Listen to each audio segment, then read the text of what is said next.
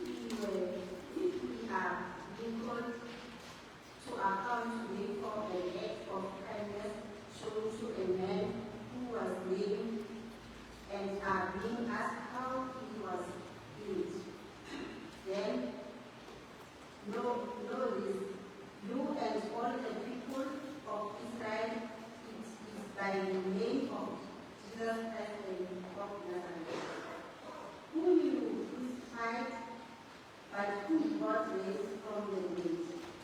That this man stands before you is Jesus Christ. Jesus is the stone you builders rejected, which has become the cornerstone. Salvation is found in no one else, for there is no other name under heaven given to mankind by which we must be saved. Thanks be to God.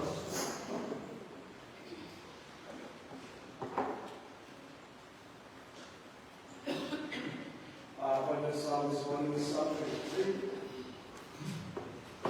I'm going to request that the mother singer start with me, the first verse, and the congregation will respond with the second verse. The Lord is my shepherd, therefore can I lack nothing. He will make me lie down in green pastures, and lead me beside still waters. He will refresh me and guide me in the light of paths for His name's sake. Though I walk through the valley of the shadow of death, I will fear no evil, for You are with me. Your rod and Your staff comfort me. You spread a table before me in the face of those who trouble me. You have anointed my head with oil, and my cup with food. Surely Your goodness and loving kindness will follow me all the days of my life, and I shall dwell in the house of the Lord forever. Glory to the Father, and to the Son, and to the Holy Spirit.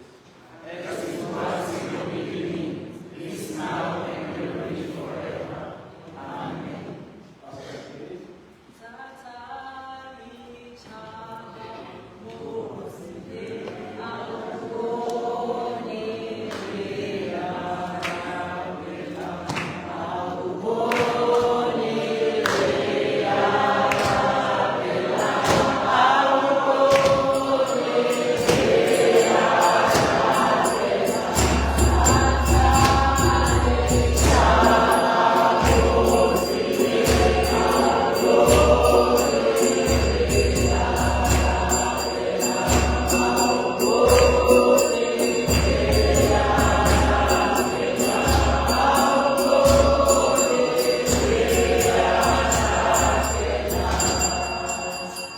Morning, church. Our second reading comes from the book of 1 John, chapter 3, from verse 16 to 24. It reads as follows. This is how we know what love is. Jesus Christ laid down His life for us, and we ought to lay down our lives for our brothers and sisters. If anyone has material possessions and sees a brother and sister in need, but has no pity of them, how can the love of God be in that person? Dear children, let us not love with words or speech, but with actions and in truth. This is how we know that we belong to the truth and how we set our hearts and rest in His presence. If our hearts condemn us, we know that God is greater than our hearts, and He knows everything. Dear friends, if our hearts do not condemn us, we will have confidence before God and receive from Him anything we ask, because we keep His command and do what pleases Him. And this is His command to believe in the name of His Son, Jesus Christ, and to love one another as He commanded us. The one who keeps God's commands lives in Him and He in them. And this is how we know that He lives in us. We know it by the Spirit He gave us. Hear the word of the Lord. Thanks be to God.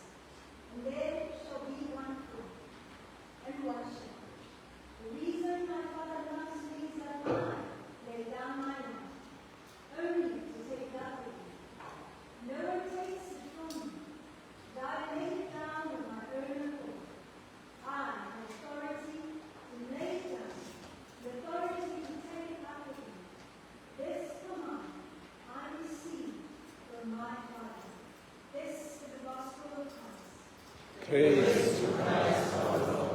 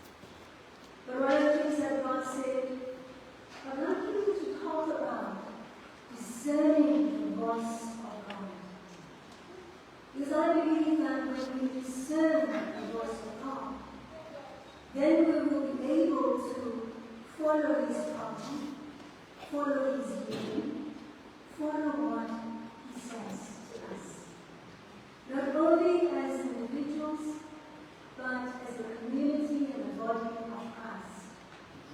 As we come in fellowship, we are to discern the voice of God always. In the midst of the noise, in the midst of the chaos, in the midst of the confusion that is in the world, we are to pay careful attention to the voice of God. So how do we then recognize the voice of God? Because I believe our identity is deeply rooted in hearing the shepherd's voice. It is not merely about hearing, but it is also acting in obedience to the voice of God. And this obedience then transforms us. Nothing transforms us except obedience. It transforms our lives. But it also equips us to lead others to the call of Christ. It also allows us to lead them because we become shepherds too in our own lives. So after all, you cannot lead someone to something you don't recognize. You have to recognize it, acknowledge it, eat it, and then you can lead others to what you know. So God's voice is often likened like that of a parent. And this reminds me of my grandmother. You know, when I was growing up in my childhood days, I grew up at a time when there was no electricity. And so you will move from one house to another and stuff. I'm not looking at the one.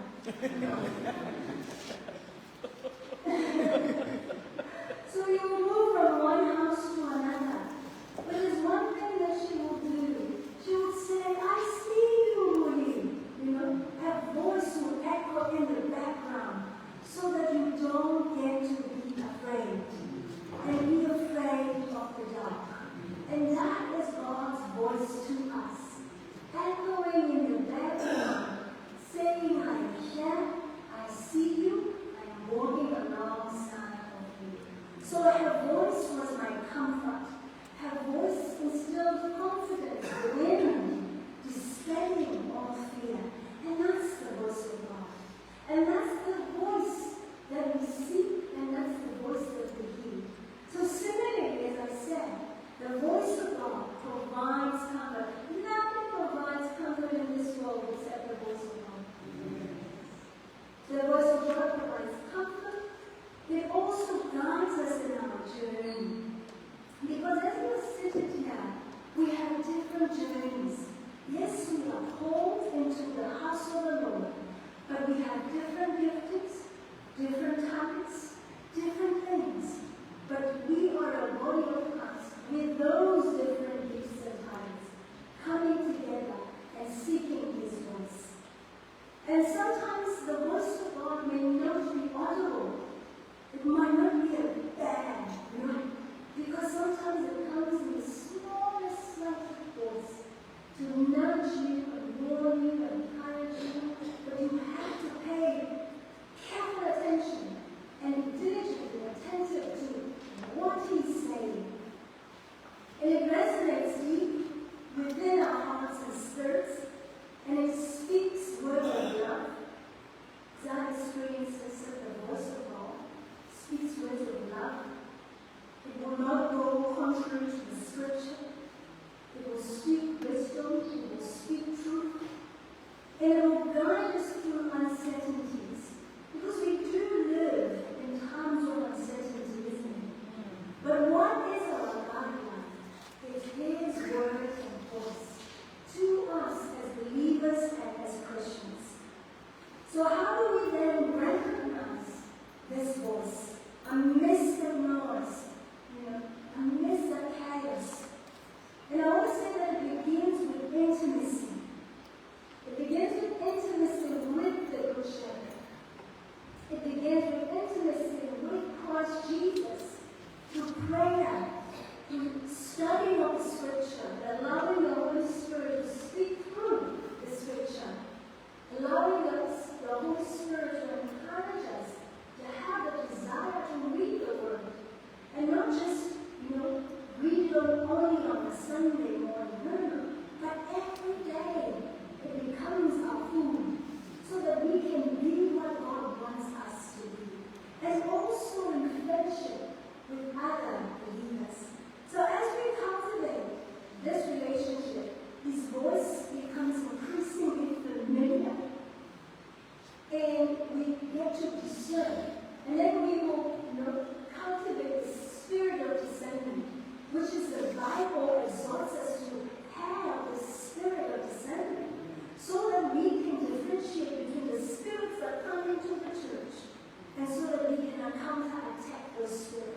so that they don't live among us and know that this is a house of prayer and this is a place of holiness.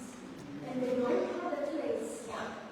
And that is what God is calling us this morning, to discern His voice that will empower us, encourage us.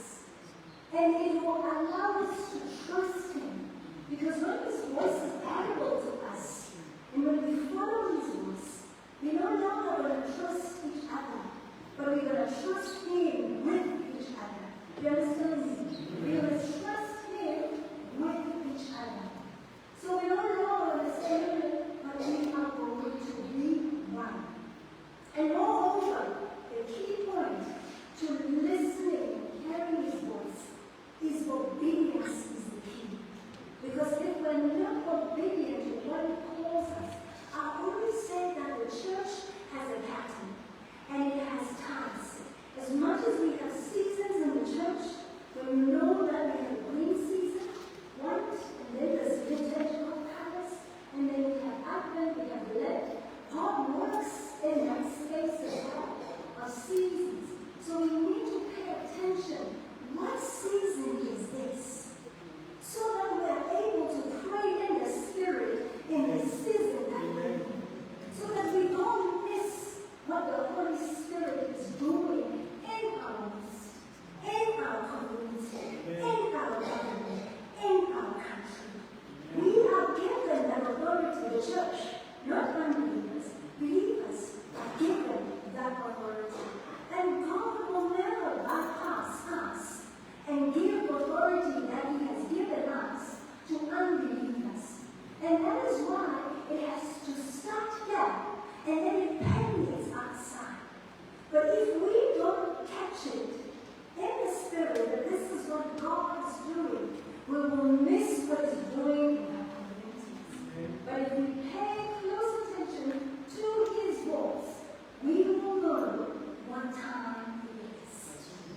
And when we know what time it is, then we will go in prayer on our knees, knowing fully well, Lord, this is what we are bringing to you.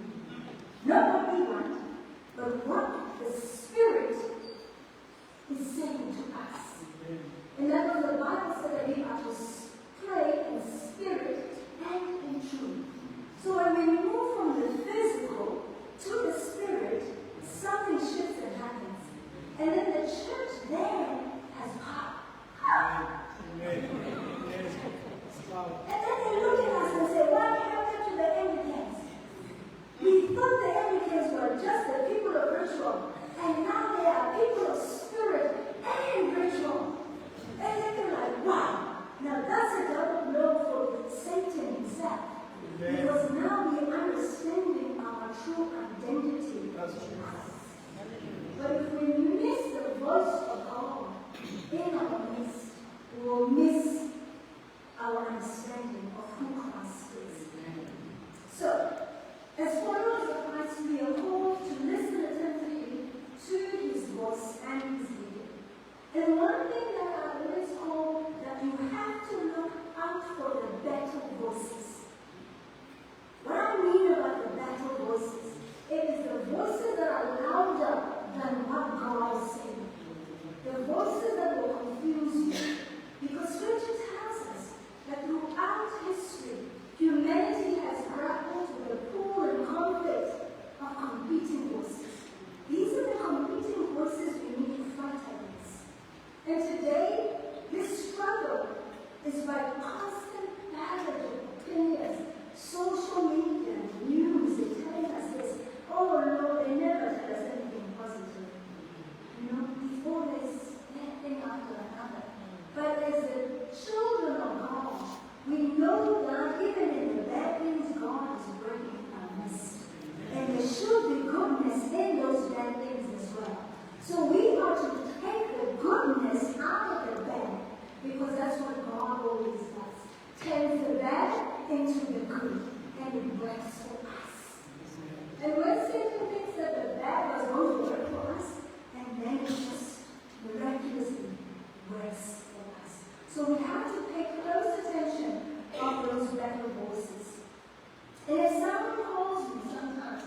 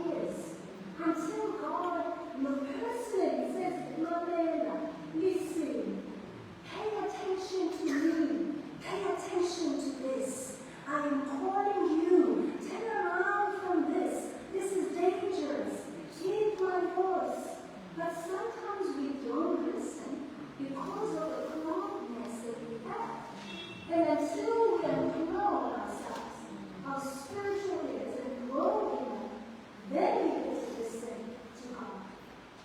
So the desperate need of our time is to hear the voice of God. Because that is the time to hear Him now. Not only for ourselves as believers, but for our communities, for our nation as well. We long to discern His voice above all others. Because as believers, we can rest assured that God desires for us to walk in His ways. So in James chapter 1 verse 5, God, He is faithfully guiding us. Because that scripture tells us that God is guiding us in the paths of righteousness. How does that look like? Because those are questions as Christians we have to ask. If God is guiding me in the paths of righteousness, how does that look like? And He will share it with you while you're reading scripture, while you spend in quiet time with Him, while you spend your time in prayer, and He shares that. Even in Psalm 23, for you to be able to grasp the power of Psalm 23, you have to be connected to God. Because you can recite Psalm 23, my grandmother loved this psalm. Every day, when we grew up as children, every night we would recite the psalm. When you go up and then He says, light up, you do the creed, listen, creed, you was angry, listen, nice creed, do it, our Father, Lord's Prayer. That's Psalm 23. And it became something that now we are literally living in. We are living and having active faith in it. Because for God to bring you His still waters, you have to be connected to Him. Because still waters don't just come. They come through prayer. They come through understanding that even if you are facing the worst problems, that God is going to bring stillness of heart. And He's in charge and He's in control. But for us to understand that, we are to spend time with Him. So just as a shepherd, it says in John 10, verse 27, as we read it, just as the shepherd knows his sheep and calls them name, so too does our Heavenly Father intimately know and care for each one of us. How God cares for me, He won't care for the same way He cares for me. Because He knows us by our names. He knows us by our names. So my needs are different to yours, my Lord. They will not be the same. And He comes through that, caring for your needs. But at the same time, when we come in corporate prayer, He cares for all our needs, corporately together. So when we listen to this shepherd's voice, I love Jonathan because it beautifully illustrates the relationship between the shepherd and his sheep. And as believers, we are the ones that are going to lay down our lives for the unbelievers. Because they don't know what God is calling them to. We are the ones that have to show Christ, who is the hope of glory, in us to them.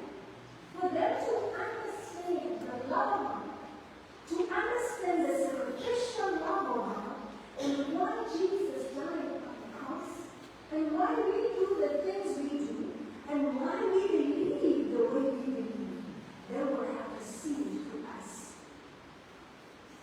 They will have to see it through us because we represent the body of Christ in the community.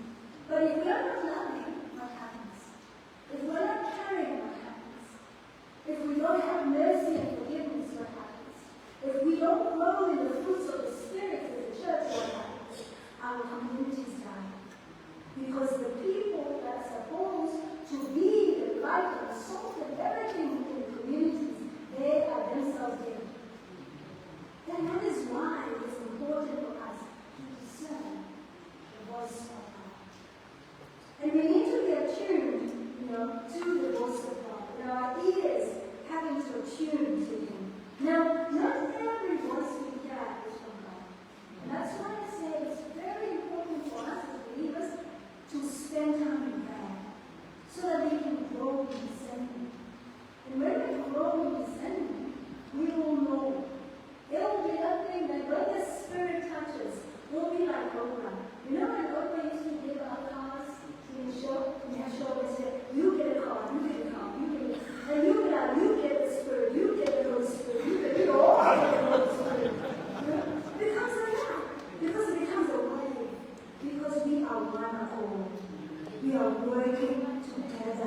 to was the second home. Whether you in the mother's womb, you are married, but the purpose and mission of God's church is to build God's kingdom. Once we have that right there in our forefront, trust me, the church will have power. And there are also biblical examples, in listening to the voices of God. Because throughout Scripture, we see examples of people listening to various voices, leading to either blessing or disaster. Because if we listen correctly, there will either be a blessing, or if we don't listen, there will be a disaster. But when we go back to Genesis, when the fall happened, in Genesis chapter 3, when Eve listened to the voice of the deceiver, the voice of the serpent, what happened? It led us to the fall of humanity, because she didn't listen to the right voice. Abraham listened to the voice of God instead of waiting on God's promise. When God promised him to be the father of the nation, and when God promised him to give him the son, what did he do? He panicked. And now what's going on? We're having, the problem that we're having with the Israelites, that's why, you didn't listen. Because it falls into disaster if we don't listen. So that's why, as a church, we have to pay very careful attention to the voice of God. So these examples serve as warnings for us to diligently seek and hear the voice of God.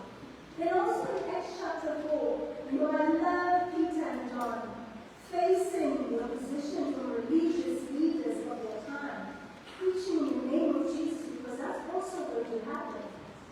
They got persecuted by standing, for preaching in the name of Jesus, because they understood who they were in Christ.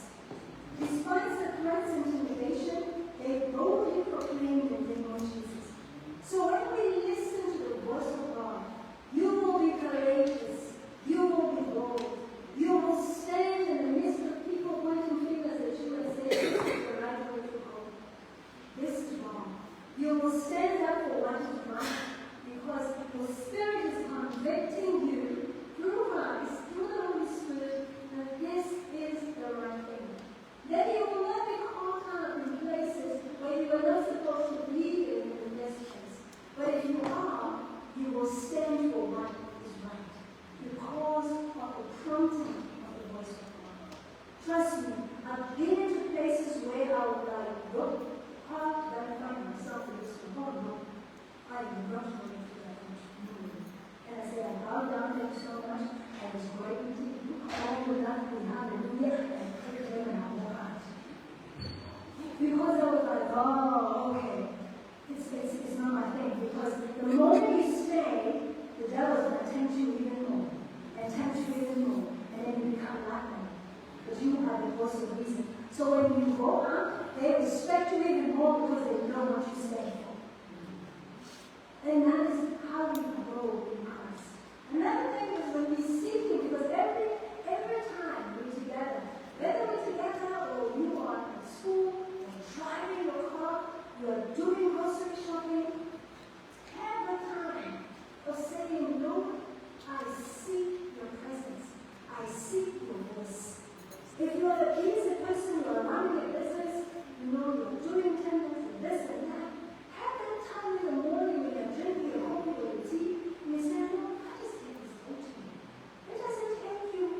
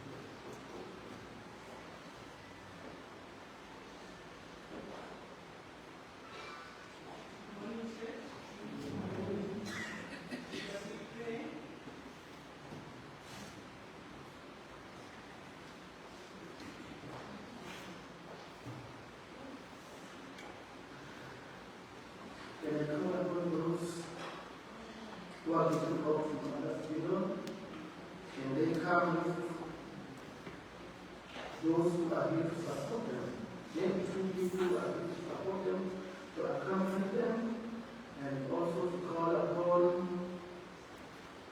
the any leadership of the village, the executive leadership, also to accompany them.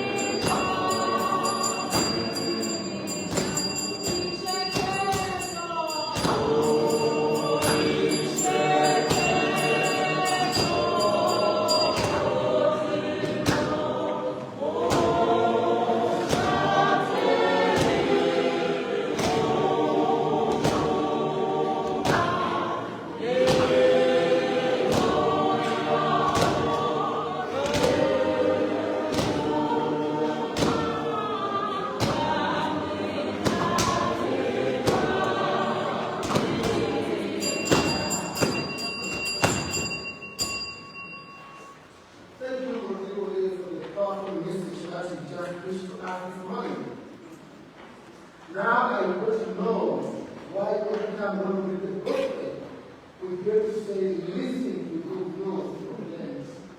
Because it's good news that is proclaimed to us. And today we're gathered here with the members of Mothers Union who are here to lead people, other members, to something which I believe they know what they need others to. I also believe that they know what they need others to. That was what I would like to believe. That they are leading them not to separate from the body of Christ when they become full members of the Mothers Union Guild, but they are leading them to be a hand, to be a backbone of the body of Christ.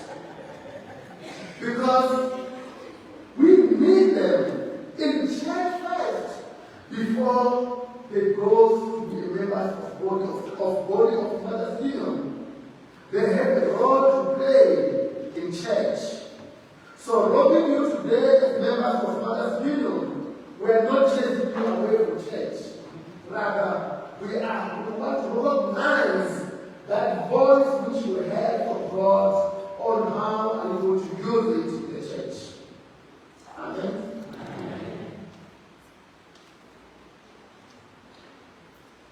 And I think that they have that female community. Yeah, I'll just take it. Because I met three people. Can I just a minute, give a minute. Just to give a minute to those who are here to support them, to send only one voice to those who are about the cross. I just want to give you a minute to say something to those who you are here to support today.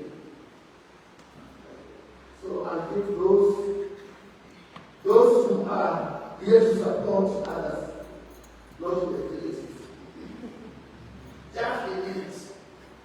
To say something to somebody who you are here to support.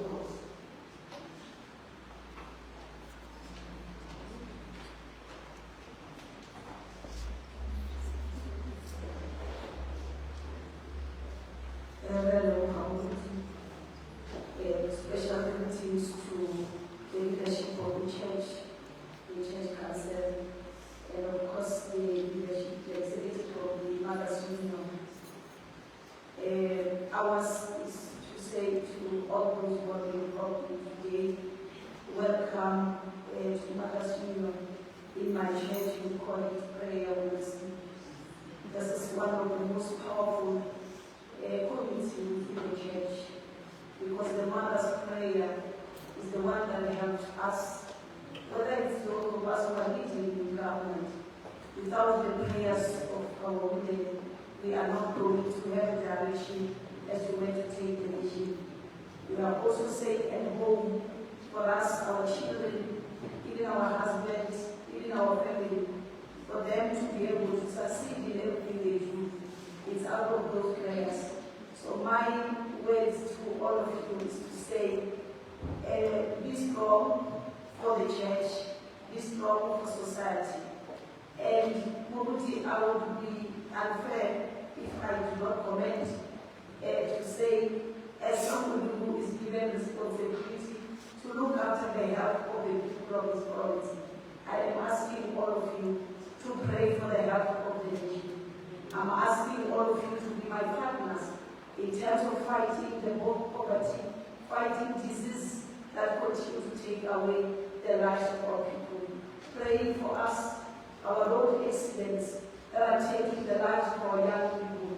You must understand that my job is to make sure you live a long and healthy life.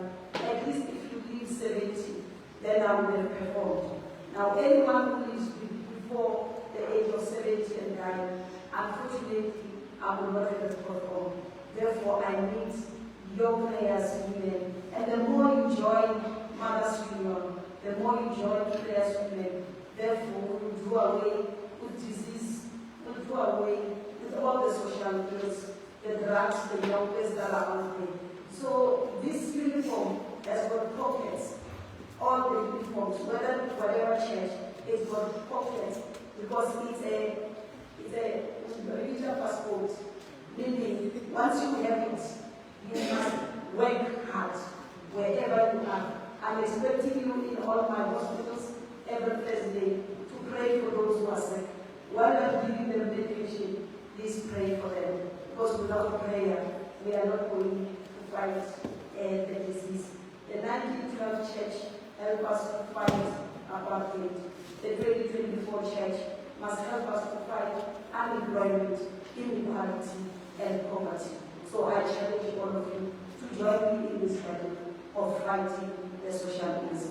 My apologies, not a minute.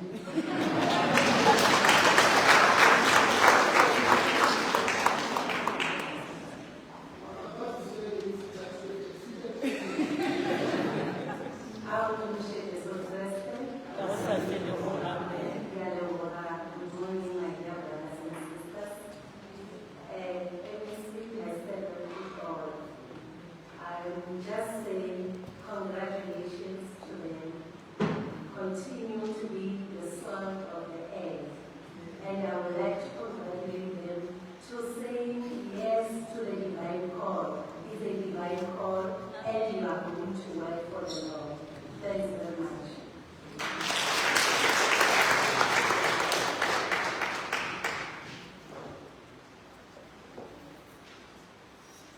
Good morning, church. I'm also here to support this union. We are communicating for what they've done. That's why they should hear me. It's everything aside. You're sure, man, the way that the federal government will have to do it overall. Now, we are able to find an issue. Nothing. We will think I'm going to get this back. The young people never born. Can you just say it?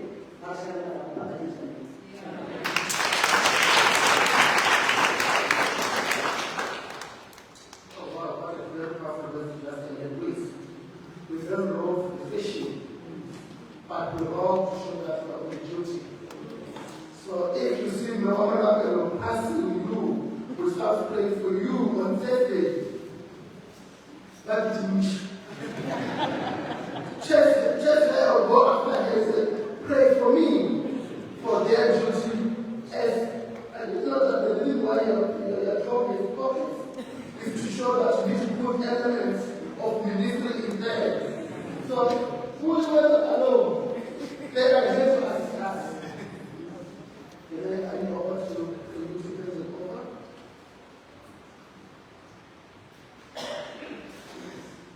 Good morning, church. Today we are informing you that we are opening the following people. The first one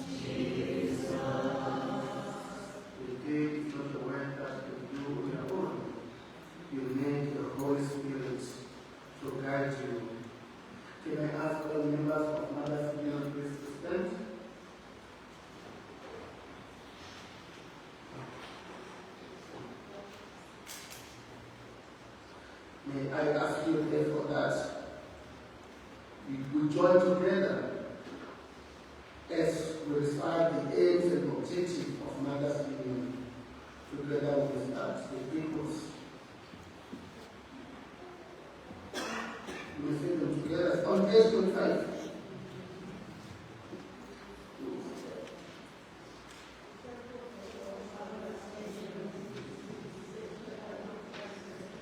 Let's read every full word in page spiritually. Please. Together, please.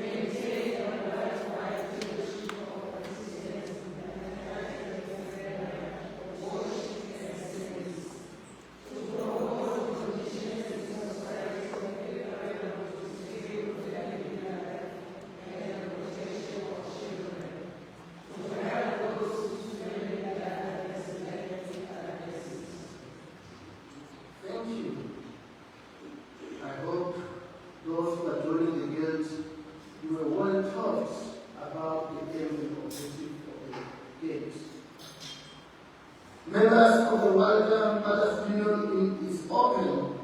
Membership of the Walden Mothers Union is open to have all who have been baptized in the name of the Holy Trinity and who declare support for the aim and objects of the Mothers Union.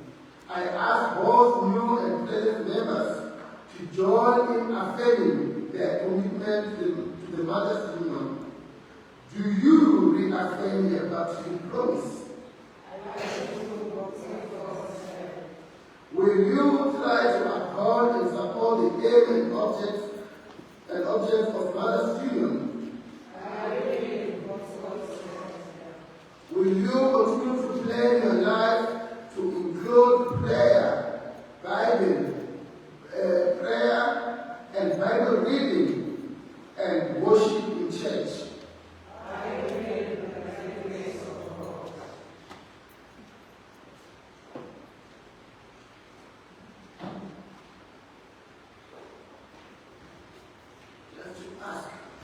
How many of you have been to the elders? These are the Bible, you know. This is the dictionary where we get our reading from, and this is the prayer book. How many of you have this? The members of the Lord, how many of you have this? I'm not sure. So I charge those who are here to support them that if there's any gift that you want to buy them, these are the big gifts that you should buy for them as they go into this ministry. Doctors are doing me that when you commission nurses and doctors, give them that thing that they put on their ear to keep the happen. So they too, they give gifts and they commission the not buy them any place in the place. Buy the gifts.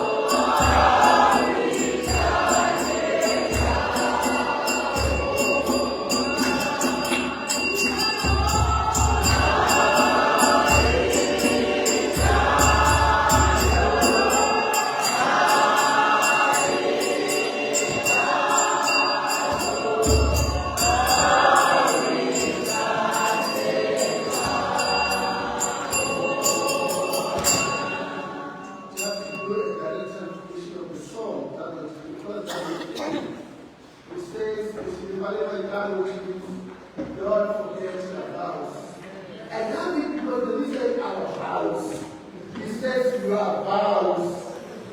If you forget your vows, they are expressed. Even so, we forget our own device, our business is. So don't forget your vows. Shall we have prayers?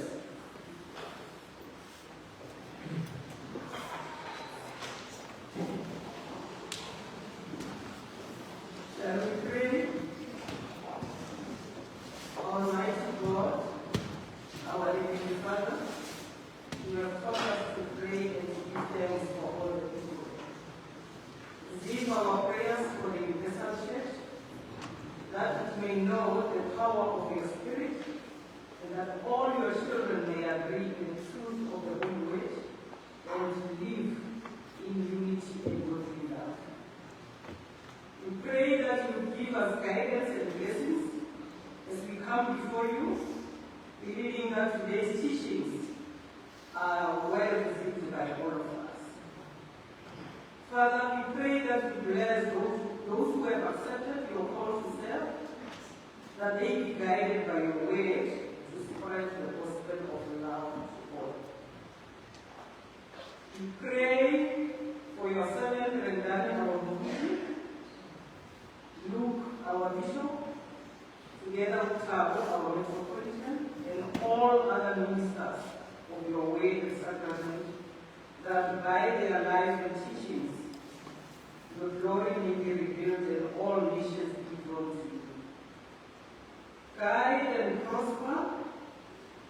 We pray those who strive for the spread of your gospel and enlighten your spirit always for work, learning, and healing. We pray for those who have authority and responsibility among the nation, especially President Ramaphosa, that ruling with wisdom and justice they may promote peace and well-being in the world.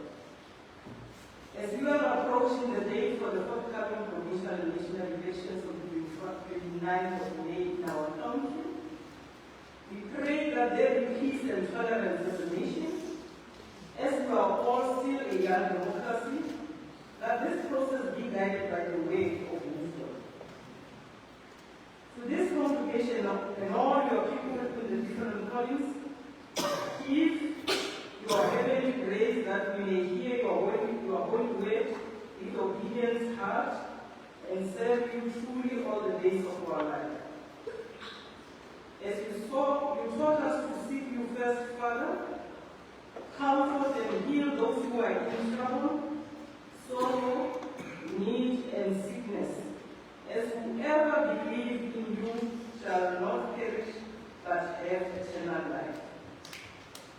We praise and thank you for all your saints, for the Blessed Virgin Mary, Mother of Jesus Christ our Lord, and for the heroes of faith in every generation, as we remember before your servant who have died, praying that we may enter with them into the fullness of your and in joy.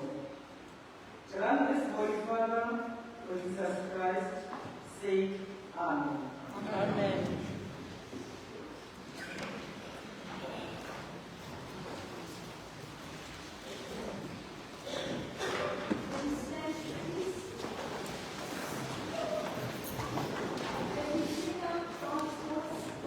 His voice, he is still listening now.